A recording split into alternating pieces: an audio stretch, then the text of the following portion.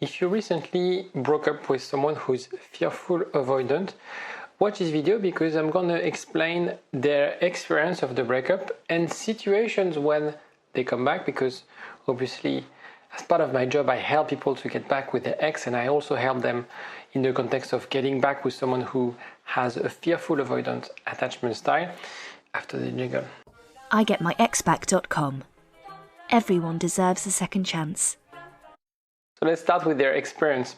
First of all, they experience intense emotional turmoil. And it's very common for fearful avoidant who have this dual sort of relationship with emotion. At the same time, sometimes they are submerged by emotions and sometimes they want to put their emotion on the side. And so you always have this conflicting thing after following a breakup, because they really struggle to assess and address their emotions. It's very important to understand, and I'm going to explain this throughout this video, is the importance for people who have a fearful avoidance style to really do the work at understanding their emotions, at being more aware of how they function in order to overcome their fear. So the thing is, right after a breakup, they will be longing for their ex-partner, for you. But at the same time, they would want this desire to be alone, to have time apart. And they will always have this turmoil, conflicting, should I get back with them? I want them. And this is why sometimes when we are in touch with someone who has a fearful avoidant attachment style, we see mixed signals. One day they'll say they'll feel very connected, they'll feel very invested in the relationship. The other day they'll disconnect, they'll be cold, they'll be distant. And it's usually the sign that that person is not clear with what they want, right? And then explain at the end, obviously, the resolution, how to get back with someone and how to know whether you have a chance of getting back with someone who has a fearful avoidance style. Second aspect is the avoidance of emotional vulnerability. So again, the idea is they retreat and distance themselves from you, from their ex-partner. They don't want to discuss their feelings. They don't want to discuss their emotion. They're going to avoid discussing about, having deep conversation with you. Sometimes if you have an anxious attachment style, you want to discuss, you want to debate, you want to understand, you have so many whys in your head, and you want to have that conversation with your partner. But this is the thing they would avoid at all costs, having to deal with that conversation. And so that's why they maintain this distance. That's why they really keep you at an arm's length, because they are so scared of having to deal with conversation like this. And the reason they do that is not because they want to hurt you. It's not because they don't care. It's just that they don't have the tools. They don't have the ways to really engage, and they have a deep fear, deep discomfort when it comes to dealing with deep and emotional and vulnerability when it comes to relationship. What is very common for fearful avoidant is some periods of withdrawal. The idea of, I don't want to deal with them. I don't want to deal with the world. There's so many things going on in my life that I need to retract. I need to go in my cave. And so they will isolate. They will stay on their own. They won't see their friends. They won't see their family. They wouldn't see you. And so they need that time alone to process. They need that time alone to really process the breakup, to process their emotion. I'm explaining this video in the context of whether you broke up with them or whether they broke up with you. It's exactly the same. Even if they took the decision to end the relationship, they will always have this internal debate of, I need to connect, I need to retract. And so this time apart is for them to also heal from the breakup. Again, even if they took the decision to end the relationship. So when do they come back? Before I introduce this one, I want to remind you that I put together a quiz for you to know if you have any chance of getting back with your ex. The quiz gives you a score, and based on this score, you have tips and recommendations on what you should be doing. If your score is above 15, then it means that you have a chance of getting back with your ex. Whether you have 100% chance, I don't know. I would be lying to tell you I can predict with 100% certainty that you're going to get back together. But what I can predict is when relationship cannot be saved. So take the quiz to know if you are not sure, to gain clarity, to get some tips. There's also a quiz somewhere in the description if you want to know about your attachment style or your partner's attachment style. So when they come back, again, it's always internal conflict when it comes to fearful avoidant. They need time to resolve those internal conflicts. And they come back when they have done this work.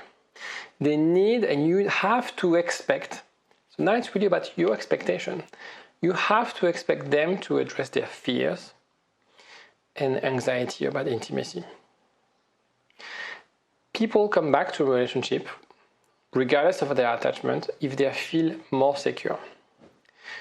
People get back together not because of feelings, but because they feel safe. Love is not enough in that context. That's why I talk a lot about attachment style, because in that context, there's already love. You have feelings for that person. They have feelings for you. So the problem is not how much you love them or how much they love you. It's about how safe you guys feel. And this is the foundation to actually any successful relationship, to be fair, not only in the context of breakup. And so what you have to assess is whether they made progress in working through their emotional challenges.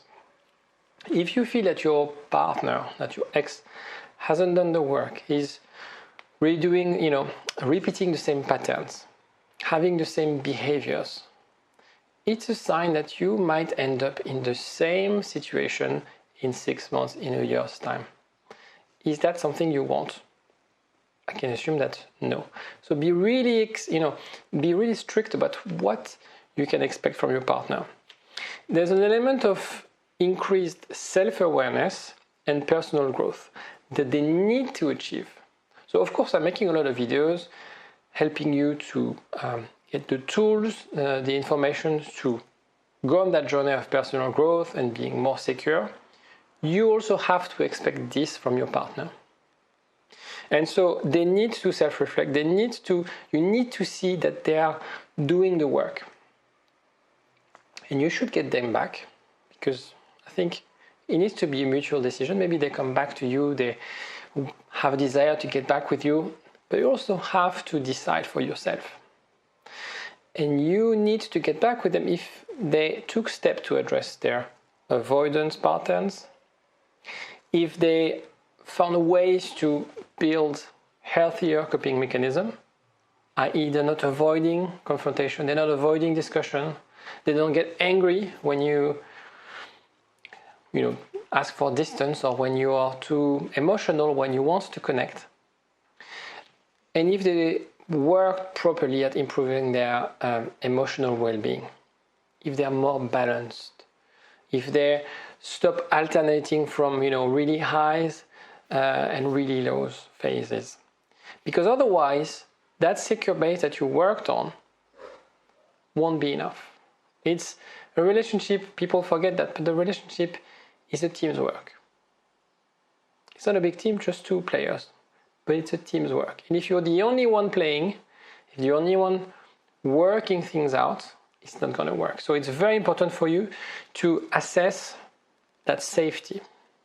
And so the opportunity for a safe relationship, what it is, they need to perceive the potential for a safe and secure relationship. So this is where your work needs to pay off.